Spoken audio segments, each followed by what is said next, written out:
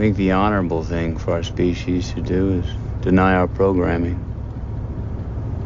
Stop reproducing. Walk hand in hand into extinction. One last midnight, brothers and sisters opting out of a raw deal. Do not trust any friends or family members. I repeat, do not trust friends. I got myself in the mail. I don't know, you're not going to really give a shit about this, but I just wanted to share with maybe the audience. I got the Dan Cloud, Velvet Club, Cast and Iron, Ghost World, that kind of guy. I got the collected 8-ball as issues 1 through 18. That's like a big brick. And it's making me laugh. It's funny stuff. This is a comedy book? Yeah, it's in the vein of like it's kind of gross out humor, kind of like, you know that movie Art School Confidential? I don't know if you remember that. That was based off of like a Dan Close gag, but it's in the vein of like Chester Brown.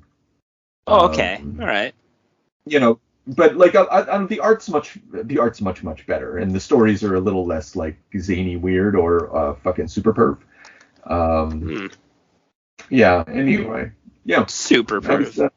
I was happy to get it, and arrived like a little brick, and so I've been slowly working my way through that. That's all. Just in case anyone gave a shit about what I was reading.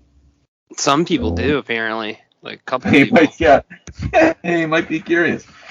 Yeah, so how are things on your end, sir? Everything well? Pretty good, yeah. You know, just sampling a lot of shit, a lot of garbage. Excellent. And nothing really in the comic book collecting. I did start collecting Sega Genesis stuff recently. Fucking right. What do you mean? Yeah. Like games? Like, yeah, that's right. You have a Sega Genesis?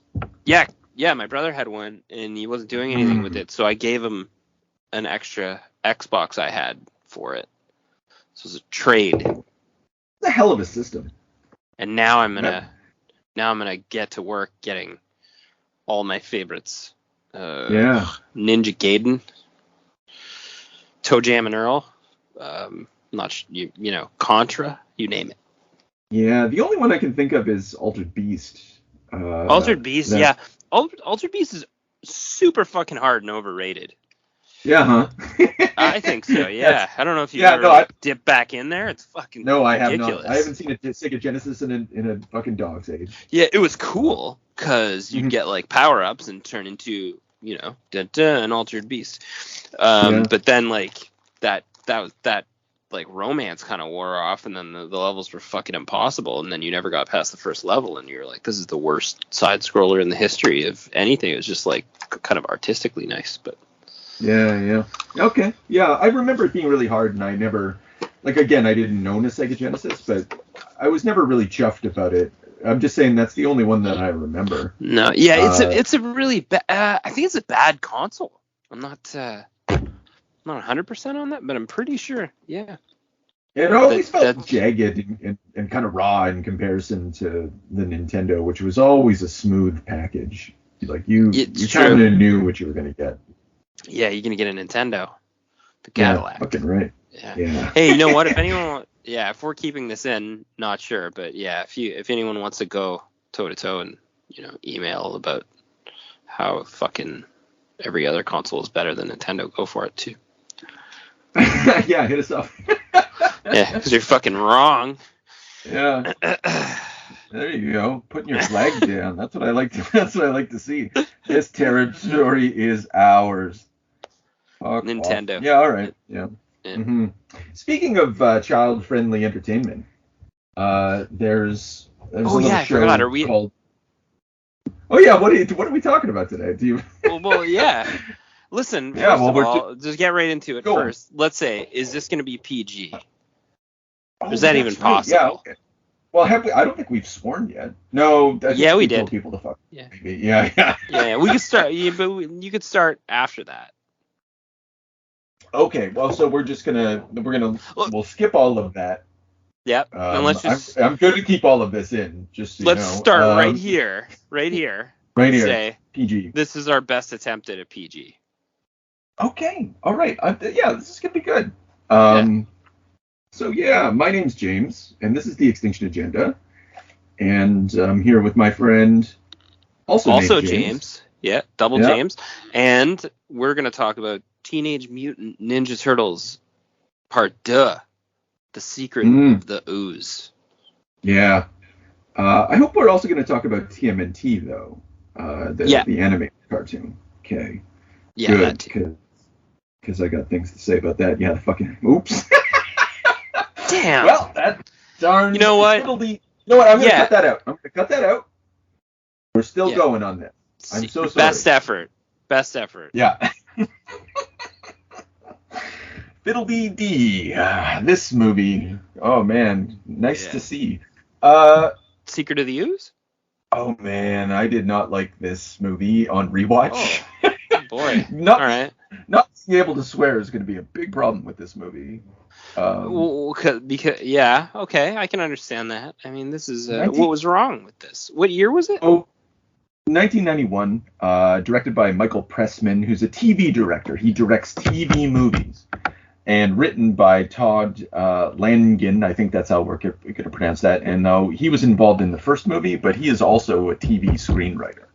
And I think that when I learned those two facts, my dislike of the movie or my aesthetic dislike for it is like makes a lot more sense, because it feels like a TV movie, like a high budget TV movie. It's not even. It feels like a fucking. Oh, not so easy, is it? Yeah. Damn. It feels like a. It feels. There's a raft for you. It feels like a episode of the Power Rangers. Yeah, exactly. Yeah, it's wow, fiddle-dee-dee. I'm not quite sure. Like, I like that it was a direct sequel to the first movie. Let's start with what we like. Yep. I'm with you there, because it's really like they did keep some characterization in the Turtles, that carried over from the first movie. This is most definitely, they were like, hey, we went adult with the first one because we weren't sure what kind of mixed bag of characters we were going to get at the theater. And then this one was like 100% there are toys and babies, and let's go full kids and try and just knock this out of the park box office wise is what this looks like to me. Yeah, and for that reason it's terrible. Like it like the first movie was successful largely, to be because of its dark. Like I don't even want to say it's adult. I'm even hesitant to say it's dark. Like it's maybe like its lighting is dark. Like it does have a lot of shadows in it, a lot of shadows and grays and mutedness. But there was nothing adult about that first movie. It was just as ridiculous as this one, but this one's all, there's no shadows. And the costumes really require it, because they're just walking around. Like it's like the Spielberg Jurassic Park trick. Like that Tyrannosaurus Rex still works because it's mostly in the dark, right? CGI works best in the dark, and same thing with practical effects. You need it anyway. Yeah, if you're gonna put a guy in a 100-pound rubber suit, you have to dim the lights, or else I can see the rubber neck change, and then I'm all mystical fun is lost. Same thing with like whoever pulled the trigger on like giving them really googly eyes. Like, hey, like screw what Jim Henson did to make the first movie look phenomenal. Let's put big googly eyes on them. Like, congrats, the only costume design you did in memory of poor Jim is to just spit on his grave. Oh, that's not PG. I don't know what constitutes PG. I guess you'd know better than me. I don't know anymore either, watching these two movies. So it's got that's a good point. What was the rating on these? Like, sorry, I had a follow up to what you just said, the costumes, but I'm curious about the rating. The costumes, I was reading through the trivia on IMDb, because like I know these movies so well, so like I was like, I gotta collect new information so that way I can like think somehow new about these movies. And I discovered that like the masks, they could hardly see in them. Like it was so much worse than the costumes used to be. And that's why the fight scenes are deteriorating, and like the Foot Clan always sort of like stands around until they're attacked. Once you learn that little bit of trivia, you can't unsee it. In the And choreographing. yeah. It's pretty funny. I'm actually surprised it worked as well as it did, given that major obstacle.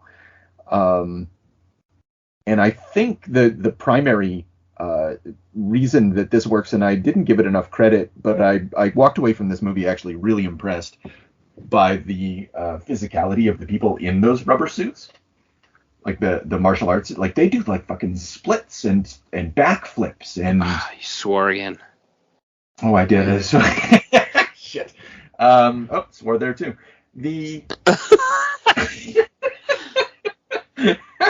So anyway, they're doing backflips and stuff. I was so impressed. That's hard. Like these were like Olympic, people, national Olympists and whatnot. You know, you couldn't do that nowadays. Well, I guess you could. You could do it anytime. No, it's tough though. Those costumes. They said they were like. I don't want to say it's 100 pounds, or maybe over 100 pounds. Like they were RoboCop-esque in weight. And then also, like you said, there's no visibility. So you're talking, I think as a little trivia thing too, I don't think I'm mistaken on this, but our pizza delivery boy was also maybe Leo in the first movie. Was he Donnie? I think he was Donnie. Well, who cares? He was one of the Ninja Turtles though. Yeah. And they kept him on. That's funny because like he's such a short little fella. Like did the Ninja Turtles grow in this movie as well? Like, did they turn into larger? I don't know. I mean, I guess you feel like they're bigger. I'm wondering because if he played one of the Ninja Turtles, he's not big in comparison to them. They feel like giant turtles. And I think that if that's the case, I wonder if that helped the other movie work as well. Yeah, that's Kino. Kino, yeah. Ernie Reyes Jr. Slick moves. And actually, little tidbit here that I think you're gonna enjoy. The gentleman that plays Master Splinter in 1990 and 1991 is named Kevin Clash, and he was born in 1960. And he's like he's Elmo. That's right. Yeah. Not the mama. I watched. Yeah. I almost swore again. I watched a documentary about him, like being Elmo or whatever. It's creepy. He's a creepy dude. Well, no, he's not. He's Master Splinter. What do you mean? Well, I think he eventually became an incredibly creepy dude. Like he would talk like Elmo all the time. And I can see how that could go. Yeah. Oh, that's not good. Yeah. That's the worst thing I've ever heard. Yeah. Because I think after Tickle Me Elmo became a thing in 1996, if I recall, because I was reading about him, and then I think he took a major position in Sesame Street, and I think it broke him, and then he was messing around with 15-year-olds and 16-year-olds, and there was accusations, so on and so forth. Yeah, boys no less. No, not that there's anything wrong with homosexual love. It just adds to it's the contrast, right? Especially when you're like a trusted, I don't want to say public figure on a professional movie set that specifically works with children. The worst. That's the worst. Yeah. So anyway, like the statute, like he got off from. That's bad wording again. You know. Yeah. You know what? I heard it as I was saying it. Sorry to point it out. Yeah, that's okay. Oof. But okay, so let's flip that around. Splinter looks great. Splinter's a great character in the first movie and in this one. Somehow they managed to get the stereotypical Japanese sensei rat guy perfect. It looks like they kept the costume the same. That's key. There were obvious changes to the costumes in the second movie that were not welcome. Yeah.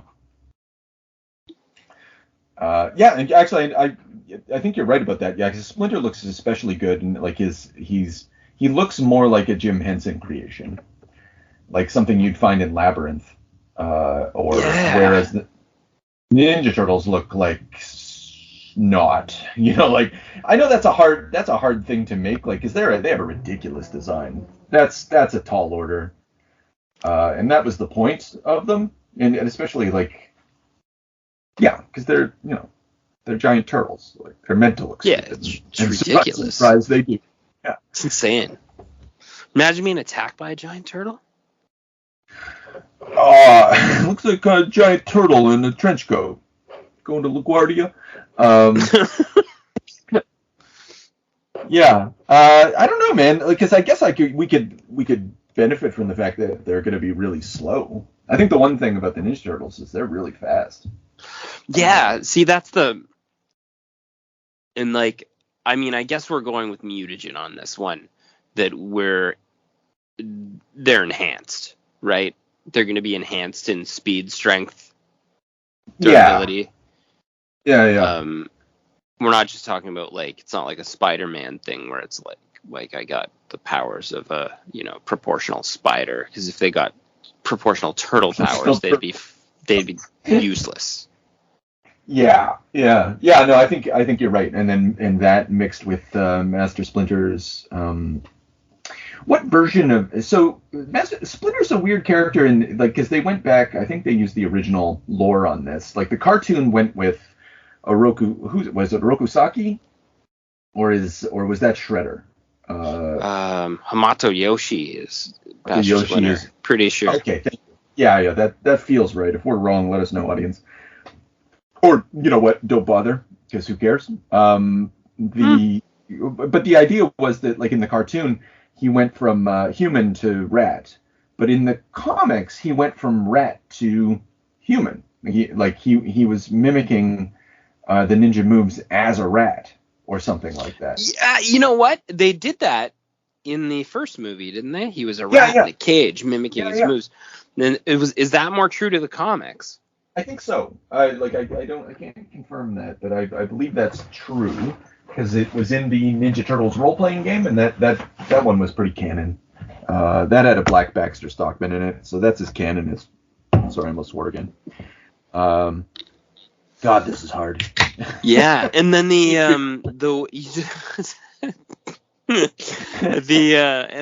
the beloved Nickelodeon 2007 to whatever 2018 run, something like that. I don't know. It was a long run, maybe 14. But that one went with the rivalry. They were both human.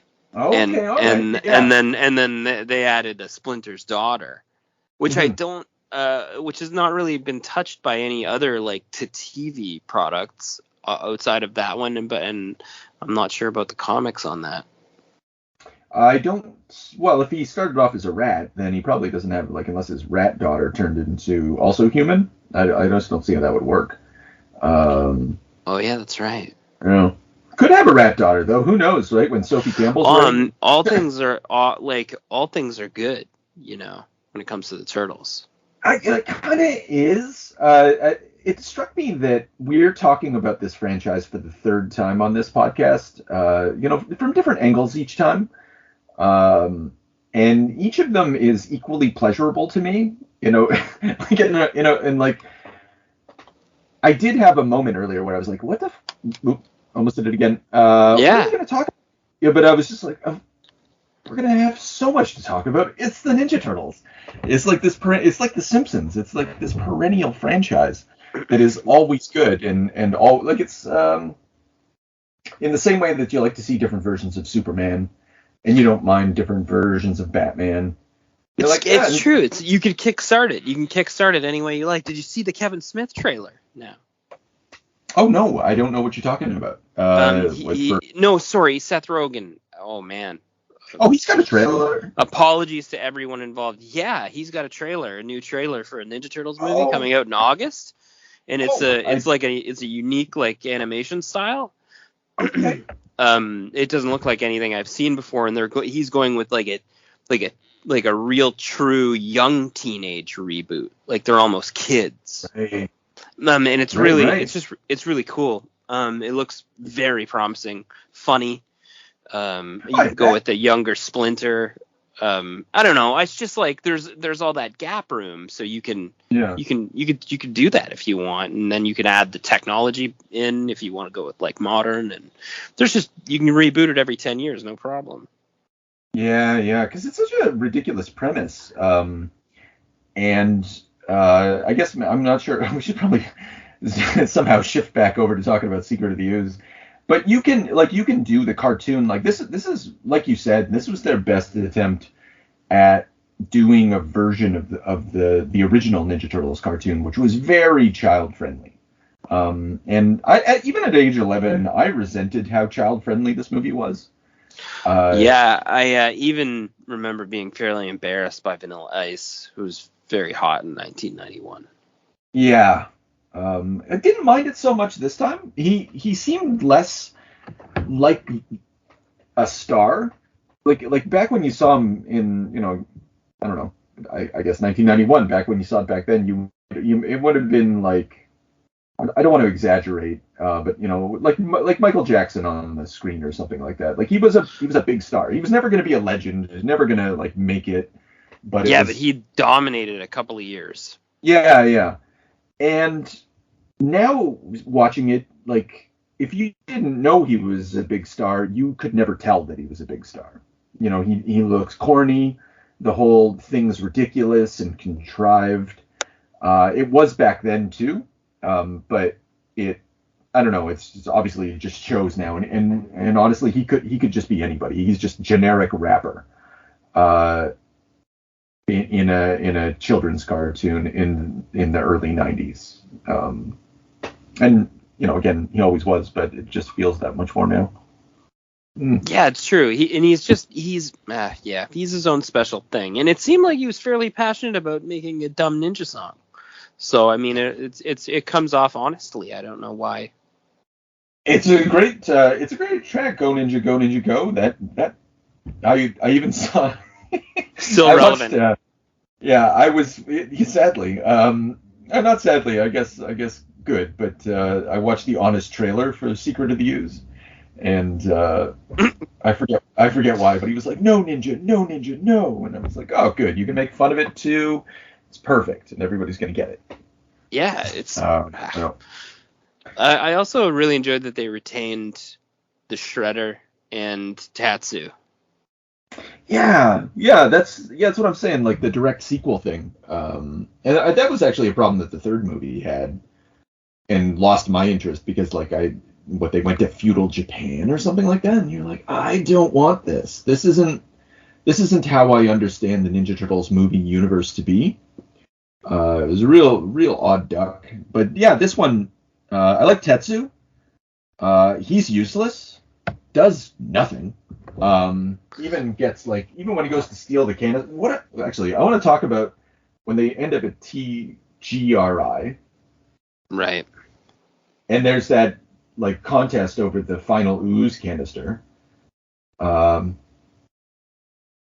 actually, there's so much. The football. Yeah. The thing. Yeah, but it's like. The whole contest, the whole thing is just like every once in a while, Tetsu, for no reason whatsoever, just gets the canister back in his hand, and then the Ninja Turtles get it, and then Tetsu gets it, and then Tetsu runs away.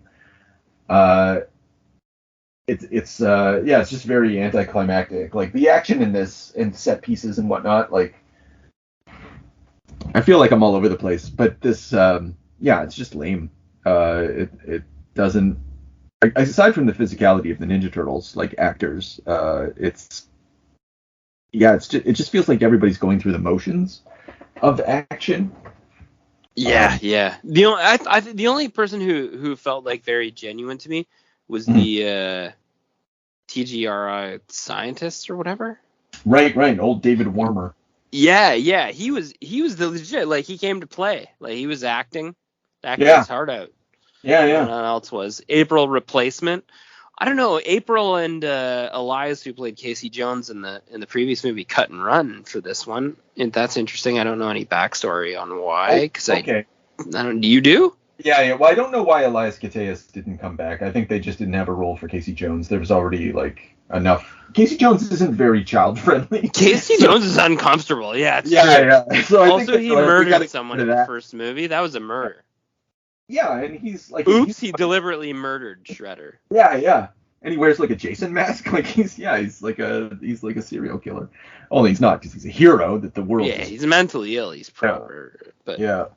But April O'Neil, the actress who played April O'Neil, Hogue or something like that, she says that she wasn't invited back because she complained too much about the schedule, like shooting schedule on the first movie, something to that. Was the shooting schedule shitty? I have no idea. Well, see, I didn't, fuck, man, that's rude. You bring back your actress.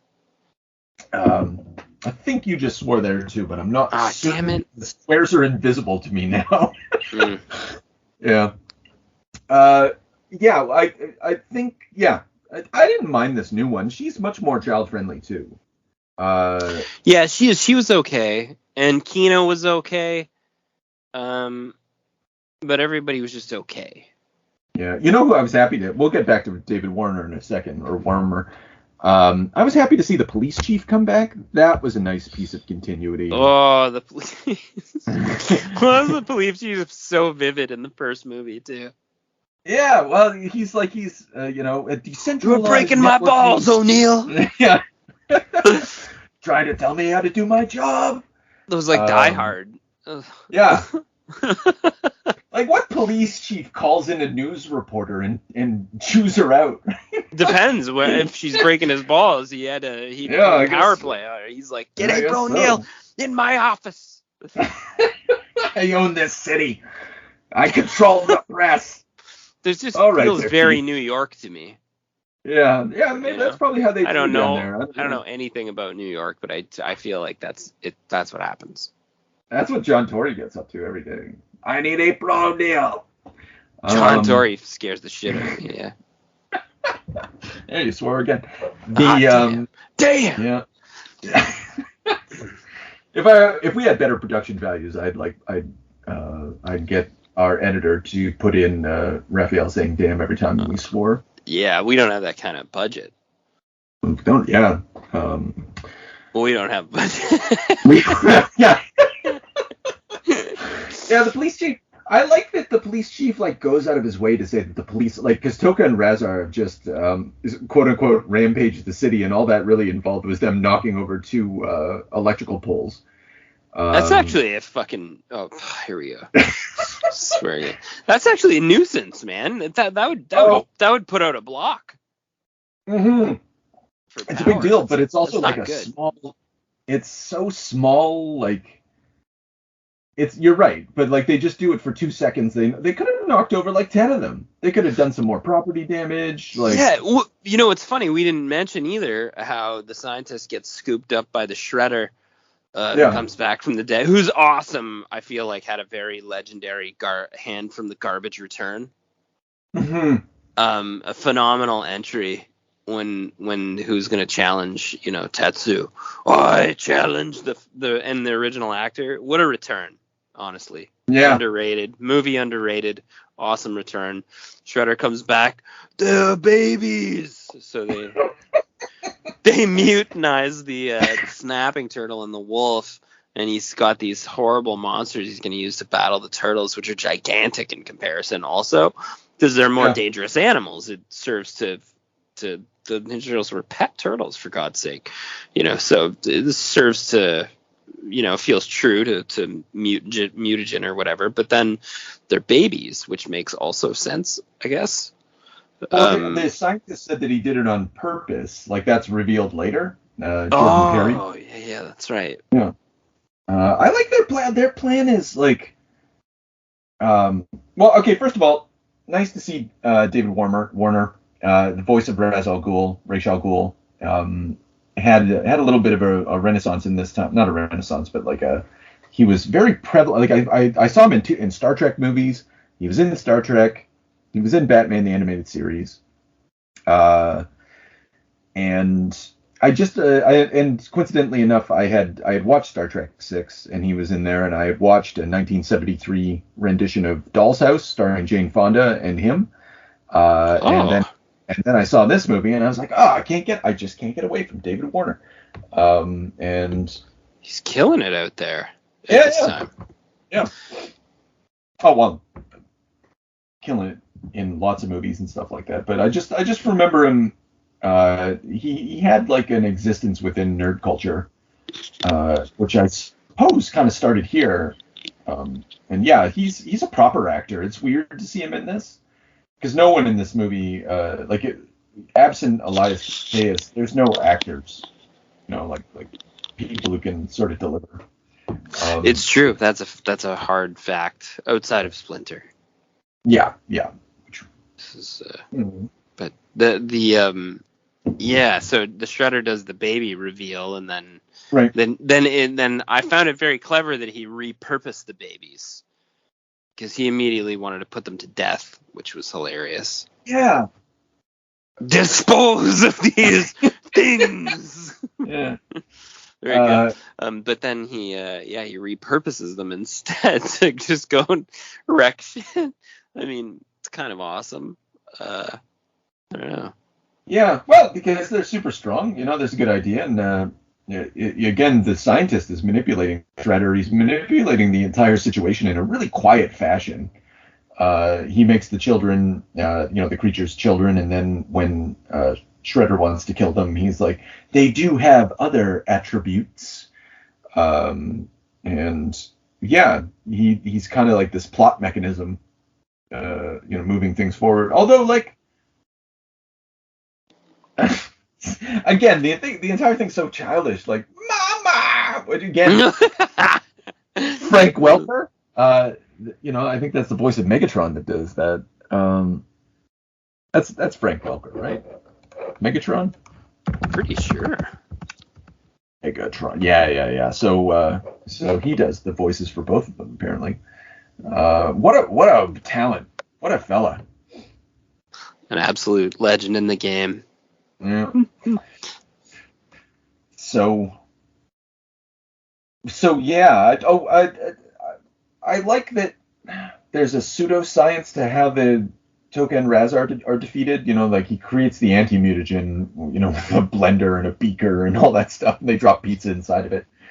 The donuts. Yeah. Jelly donuts and all that. Nums. Yeah, what a beauty scene. Like Nora really liked that. I mean. Yeah. Yeah, Matthew. Yeah, I guess we haven't talked about this. We watched this with our children, and yeah, they were our very young children. Not that this is inappropriate for them, but yeah, they dug it. They were smitten because it was ludicrous at all turns. Yeah. I like I don't know why I romanticize the discovery of the new headquarters also. Actually, I remember that being a big deal, and it's a cool headquarters. It's fun, there's a couple things that'll help us slide over to TMNT. They kept that feature. That was the same headquarters, I think. Just it was absent like that stage that car in the center, but it was similarly Art Deco. And like an old subway station. Yeah, like an original subway station. Yeah. Which apparently it's a real place in New York, and they you go through it while you're on the subway, but you can't stop and get out. Oh, really? It's a stop that they just bypass. Yeah. I don't know what line or anything like that, but that's what Wikipedia tells me. What do I know? Yeah, that's where the whatever takes over is going to go hide there, in the future. Right. Critters, clickers, zombies. Oh, man. Okay. Vampires. I don't know. What's a clicker? It's one of those fungozoid infected things from The Last of Us. Oh, right. Okay. I haven't watched that. Yeah, the fungus gets you, you know, and they use like a real fungus, and very clever pseudoscience. Okay. Yeah. Excellent. The turtles.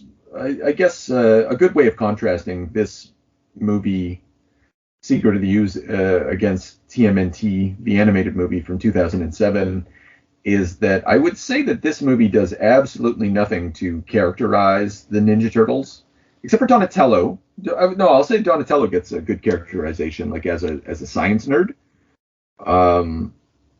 Did he so much in the first movie?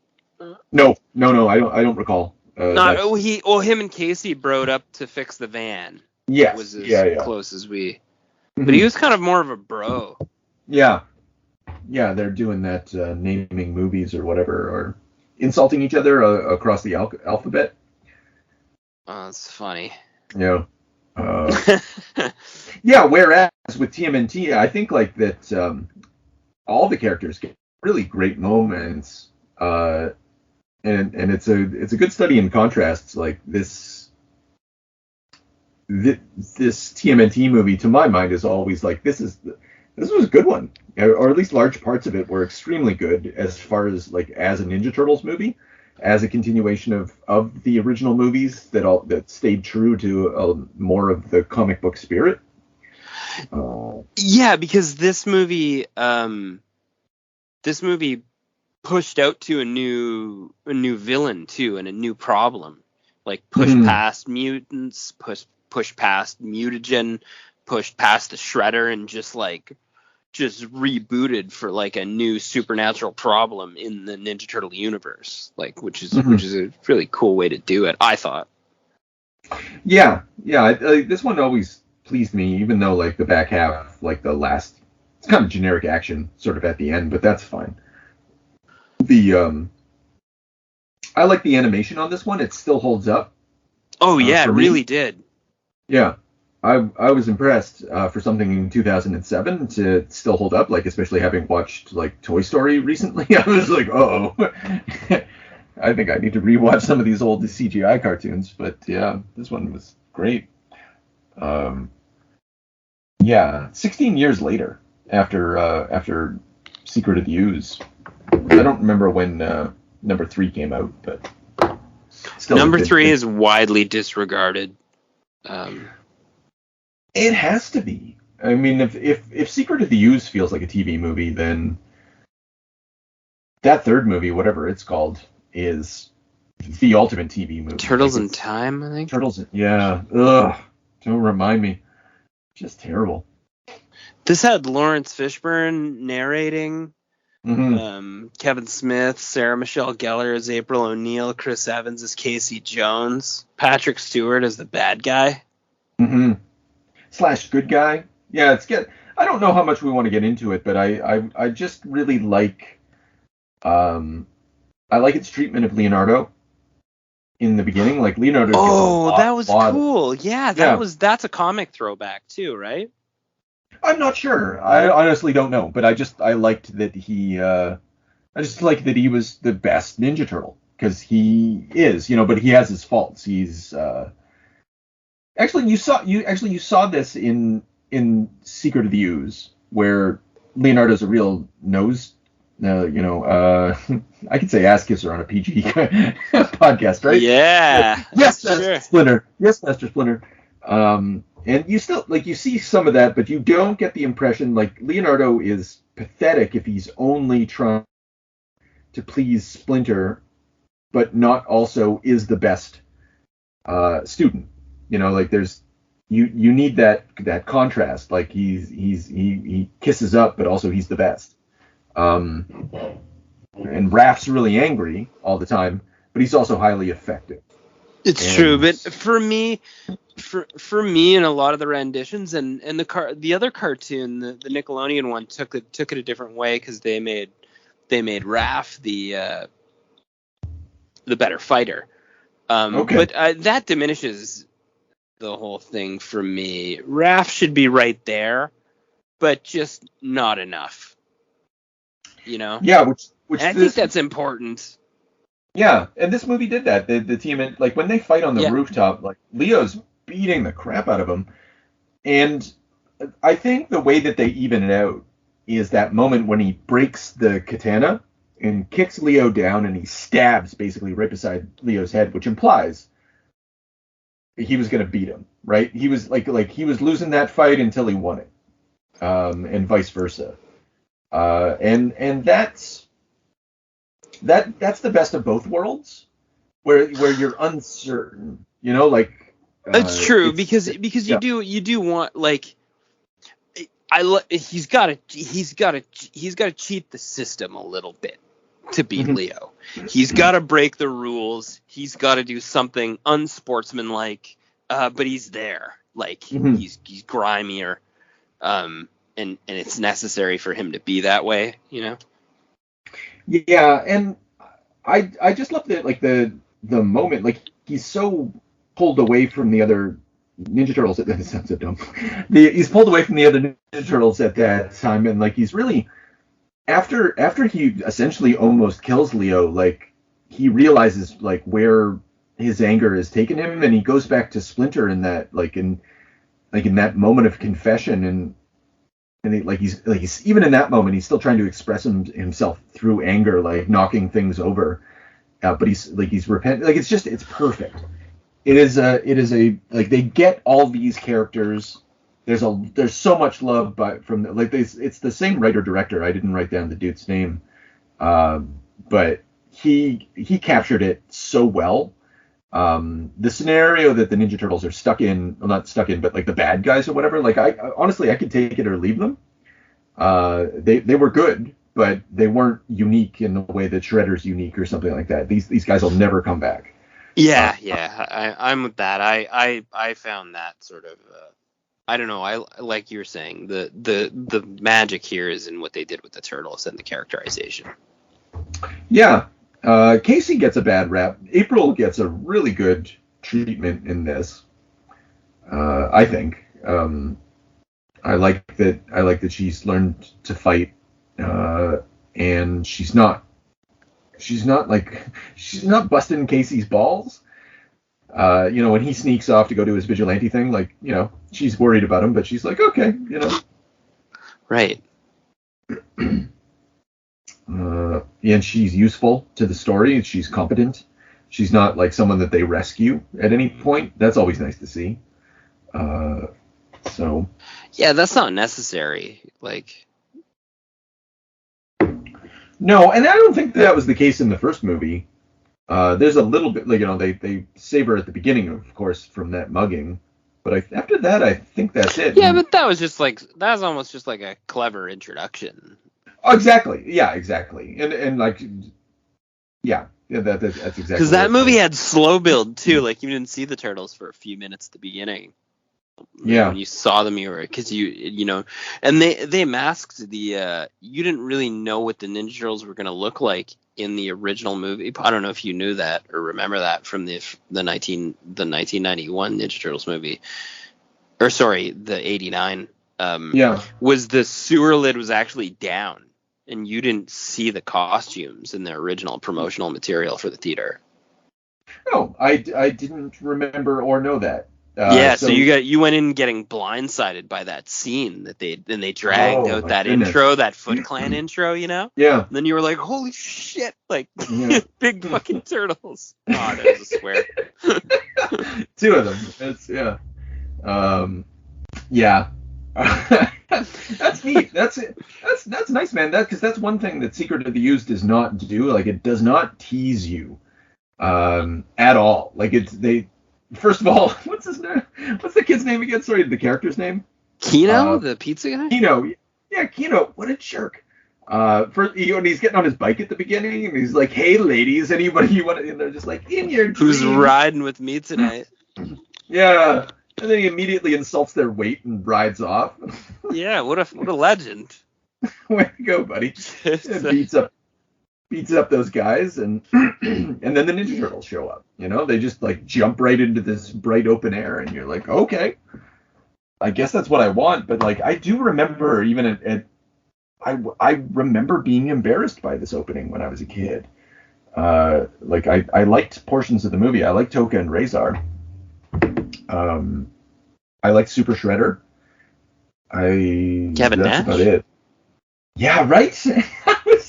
That was so cool to look up. So many weird appearances in through history by Kevin Nash. Yeah. The Russian in the Punisher movie, my personal favorite. Oh wow, he plays the Russian. I did not know that. Yeah. That's awesome. Yeah. Yeah. So the animated cartoon, I don't. There's not a lot to say about that because it's really good. It's just really that's good. It, right? It's a really good angle on the turtles. Really great on the characterization. Master Splinter's great. Just everything's clean. And then since you have Patrick Stewart there as well, just carrying the voice of what's his name? Winters, yeah. Yeah, part of the show makes no sense. I'll you notice it. I was watching a fan video that talked about how great the movie was, and then at the end, just in a pretty funny fashion, just outlined all the stuff that made no sense. I'll leave a lot of the big stuff alone, but just like that, the turtles have so much trouble with that one monster, and then the rock guys show up and beat up the monster. And then the Ninja Turtles later on beat up the Rock guys.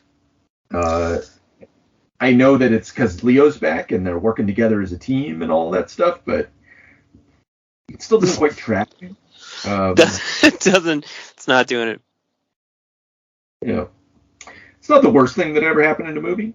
It's not something that ever there's just a couple things where you're just like, oh, I'm just going to ignore that. Just some hand waving. We're good. True. Also like the fact that I don't know that I just don't. I found it a little bit heavy that they pushed back to medieval times for an ancient bad guy really should have had a better beat on them.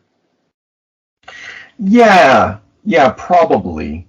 I think they didn't have enough time to invest in the character. You could easily you could treat him like a Ra's al Ghul, right? And he would know everything about you and you incorporate you into his plots and stuff like that. And in this instance, it's just unbeknownst to anyone, ever up until this point only, an immortal, Vandal Savage type character has just been operating in the background, and you're just okay, whatever. It's a strange world. There's magic. There's ooze. Time travel. Why not? That's all you can do. Yeah. So so watching and thinking about this, I was it's probably because that one series that you really like, the Nickelodeon series, or that there's an extended one that I know that you're quite fond of. And I've watched a couple episodes of that, but I don't think I've given it enough attention. I'd like to check that out, and I definitely want to check out this Seth Rogen thing. It might be good to go through some maybe best of on that. Yeah. So you can catch some true to comics moments and be like, oh man, they went there, just because it's a big series too. So it's, it's there's no way I'd watch all. Yeah. Well, it's many seasons. It's 5 or 7, maybe more seasons. Yeah. Actually. Yeah, it's quite a few. I remember looking around one day, but yeah, I'd happily check out some best of and then check out. So there's more Ninja Turtles to come. I see no reason for us to stop talking about this ridiculous franchise, particularly if there's a major motion picture coming. It's true. We can even talk about Michael Bay. Yeah. Oh man, we could go there. Yeah. I have both of those. I haven't seen them, but I know they're not directed by Michael Bay, but they've obviously got Michael Bay's. They're very. His guiding hand is definitely there. Yeah. And I always, so there's lots to do yet, and then obviously lots of different comics, and I just every once in a while, it's like comfort food. It's just, easy to eat, digest. Yeah, I mean, there's Batman versus Ninja Turtles too, which was fantastic. Oh, right, yeah. Oh, you watched the cartoon? Yeah. Awesome. All right, I thought about that. I also thought about getting because it was a comic first, obviously, but it's such an obvious crossover material. I was so glad that they, seeing Batman versus Shredder, just the nerd feeling in my heart was crazy. Oh, that's I remember the first time I saw it. Did you see it? No, I haven't seen it. I didn't know that he fought. Fuck. That makes sense. It's outrageous. it's very and it's like rated R too. Oh, no kidding. Oh, wow. Yeah, okay. It's like people are getting like ninja stars in the head and dying. Like people are getting killed. Okay. It's I'm done. I'm done talking. You should at least YouTube the 3-minute fight between Batman and Shredder just to be like, holy fuck. Like you'll definitely have there's a big swear. You'll definitely have a 12-year-old nostalgia moment and be like glued to your seat for a moment of pure bliss. No, I'll absolutely. I almost read the comic, and you'd be surprised how much I look at it on Hoopla. And just Batman versus Ninja Turtles. I think it's like a carbon copy too. Like I think it's like a true translation of it. Yeah, and it's James Tynan, the third or whatever, doing the writing, and his Detective Comics run was very good. I liked it. I didn't keep it. Maybe that'll be the next contest. Anybody out there want to read James Tynan Detective Comics run? I don't think it's the whole thing, but it's a good portion. Anyway, he struck me as a good hand for that particular crossover. That's the reason I've been most interested in it, because I bet it was done extremely well for what it is, and what you're telling me doesn't disconfirm. That's not a word. Doesn't tell me otherwise. No. Yeah, the other one's 5 seasons. Right. Okay. It's 2000 and it ran from 2012 to 2017. Okay. Oh, wow. With like Mark Hamill, Jason Biggs as Leonardo. Oh, wow. So it's Obama's favorite Ninja Turtles. Yeah, right. Clancy Brown was in there. Seth Rogen. Okay. Sean Astin was Raphael. Seth Green was Leonardo. Later. Okay. David Tennant's in there. All right, so we've got a smorgasbord of great. Yeah, that one's a mess. Recognizable names. Yeah. All right. Well, I know we didn't talk much about TMNT, but honestly, yeah, it's just very good, and people should watch it and just ignore. Just watch it for lots of things. Watch it for the Leonardo love. Yeah, you know what? Just bathe in the Ninja Turtles, man. Get right in that. Soak it in. It's there for you. Yeah. Watch Michelangelo on doing like when he's skating through the sewer. That's pretty cool, actually. That's outrageous. Yeah. Yeah. And I love who doesn't love pizza and hanging out, Yeah, just the best. Who doesn't love being a turtle? Yeah. All right. Well, technically, this is our 200th episode, but it's not going to be released until after our 200th episode. So this will be episode 201. And so we hope that you enjoyed whatever that roaring success that was the tournament. And we hope you tune in for whatever that we next talk about. Fuck, it could be any. Whoops. The Extinction Agenda. All right.